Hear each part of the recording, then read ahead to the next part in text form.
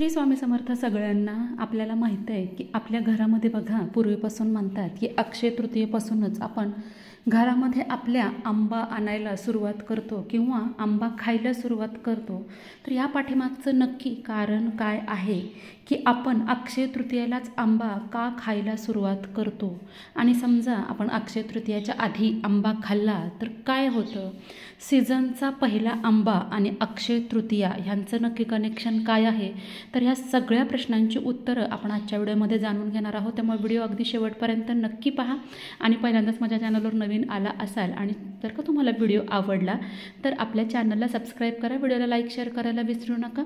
चला तर मग सुरुवात करूया. तर यंदाची अक्षय तृतीया ही 10 मेला आहे आणि अक्षय तृतीया हा 3.5 शुभ मुहूर्तांपैकी एक आहे.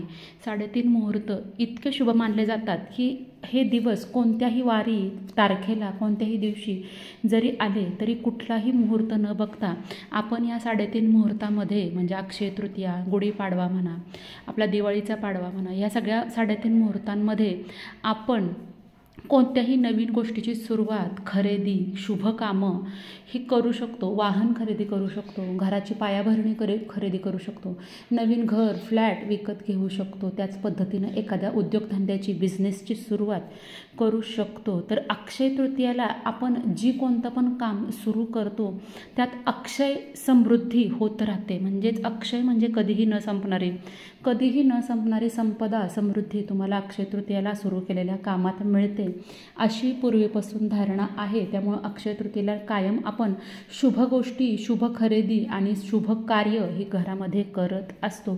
अक्षय तृतीयेच्या दिवशी कोणतंही निगेटिव्ह गोष्टी किंवा निगेटिव्ह काम किंवा कुठलीही अशी एखादी निगेटिव्ह एनर्जी असलेली गोष्ट आपल्याला खरेदी करायची नाही आहे. पण अक्षय तृतीयेलाच आंबा का खातो. बघा आपल्याकडे तरी सुद्धा बघा जे लोक पाळतात त्यांना माहीत आहे की अक्षय तृतीयेलाच आपण आंबे खायला सुरुवात करतो. बऱ्याच ठिकाणी अक्षय तृतीयाच्या आधीसुद्धा आंबा खातात. पण ह्या पाठीमागचं कारण काय तर बघा, माणूस कितीही निस्वार्थी असला तरीसुद्धा बघा आपण एखादं फुलांचं झाड लावलं तर आपल्याला वाटतं की त्याची फुलं आपल्यालाच मिळावीत, आपल्या हाताने ते आपल्या डोक्यात घालावी. महिला वर्ग असेल तर किंवा पुरुष वर्ग असेल तर आपल्या हातांनी ती तोडून आपल्या देवघरात घालावी, म्हणजे आपण त्याचा वापर करावा असं आपल्या माणसाला वाटतं. इवन कुठलंसुद्धा फळांचं झाड तुम्ही लावलं तर प्रत्येकाला वाटतं ना की ह्या झाडाची फळं आपण कधी खाणार, आपल्याला कधी खायला मिळणार. चिक्कू, आंबा, पेरू किंवा इतर फणस वगैरे. पण आता पूर्वीच्या काळी कशी कलमाची झाडं किंवा अशी क्विक फळं देणारी, रिझल्ट देणारी झाडं नव्हती. त्यावेळेस एकदा आंब्याचं झाड वडिलांनी लावलं तर त्याचं जे फळ आहे, त्याचा जो आंबा आहे ते मुलं नातवंड खात असत, म्हणजे पुढच्या पिढीला त्याचं फळ मिळेल. आणि आपण जो आंबा खातोय ते झाड आपल्या आजोबांनी वडिलांनी लावलेलं असतं. त्यामुळं आपल्या पूर्वजांनी लावलेले आंबे फळ आपण हे पूर्वीपासून खात आलो आहे.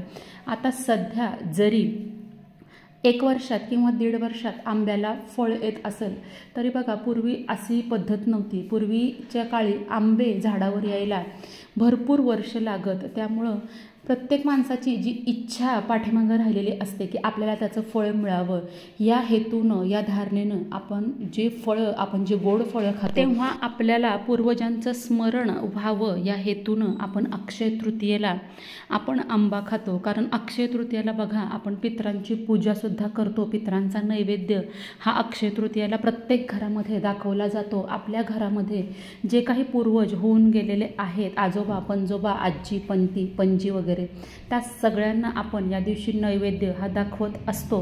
आणि त्याच दिवशी प्रत्येक घरामध्ये आमरस आणि पुरणपोळीचा स्वयंपाक हा होत असतो. त्याआधी शक्यतो कोणाच्याही घरामध्ये आमरस पोळी ह्याचा स्वयंपाक हा केला जात नाही. आपण अक्षय तृतीयेला आंब्याचा रस आणि पुरणाची पोळी करून त्याचा नैवेद्य आपल्या पूर्वजांना दाखवतो, पूर्वजांचं स्मरण करतो. त्यांच्या फोटोपुढंसुद्धा आपण आंबा पूजतो, म्हणजेच आंब्याची पूजा करतो. त्यांनी जे काही आपल्याला एवढं झाड वगैरे लावून दिलेलं असतं ही त्या पाठीमागची धारणा असते की पहिलं फळ आपण पूर्वजांना द्यायचे आणि त्यांचे कृपा आशीर्वाद आपल्याला मिळवायचे आहेत. या धारणेतून आपण अक्षय तृतीयेपासून आंबा खायला सुरू करतो. पण त्याआधी जर का आंबा खाल्ला तर काही अघटित घडतं का तर नाही. पण आंबा आधी खाल्ल्यामुळं वाईट असं काहीच घडत नाही, पण बघा अक्षय तृतीयापर्यंत जो आंब्याचं झाड मोहर असतं ते पूर्ण आंबे त्याच्यावरचे हे परिपक्व होतात. त्याआधी आंबे हे परिपक्व नसतात, खाण्यायोग्य नसतात. त्यामुळं आजकालच्या मार्केटमध्ये जे काही आंबे वगैरे येतात ते पावडर लावून हे ते पिकवलेले फळं असतात. त्यामुळं आपल्याला कॅन्सरसारखे सुद्धा रोग होऊ शकतात आणि आपल्या तब्येतीवर त्याचा विपरीत परिणाम होऊ शकतो. त्यामुळे शक्यतो अक्षय तृतीयेपासून आपण आंबा खायला सुरुवात ही केली पाहिजे. आता तुम्ही म्हणाल की आमच्या गावाकडं किंवा आमच्या घरी आंब्याची झाडं आमच्या पूर्वजांनी लावलेली नाही आहेत, तर आम्ही आंबे खाल्ले आधी, तर चालतं का? तर चालेल, हरकत काहीच नाही आहे. पण आपण आपल्या सर्व पूर्वजांचं स्मरण म्हणून ही गोष्ट पाळतो. बरीच लोक ह्या गोष्टी पाळतात, बरीच लोक ह्या गोष्टींवर विश्वास ठेवत नाही, ज्याच्या त्याच्या मनाची धारणा आहे. त्याच पद्धतीनं अक्षय तृतीयाला माता लक्ष्मीचं पूजन करण्याची सुद्धा प्रथा आहे आणि अनायसे यावेळेस अक्षय तृतीयाला शुक्रवार हा महालक्ष्मीचा वार आलेला आहे. त्यामुळं तुम्ही अक्षय तृतीयाला यंदा महालक्ष्मीचं पूजन हे नक्की करा. आणि जर का तुम्हाला हा व्हिडिओ महत्त्वपूर्ण वाटला, माहितीपूर्ण वाटला असेल तर इतरांसोबत नक्की शेअर करा. आजच्यापुरतं इतकंच. लवकरच भेटूया नवीन व्हिडिओमध्ये आणि नवीन माहितीसोबत. तोपर्यंत माझ्याकडून सगळ्यांना श्री स्वामी समर्थ.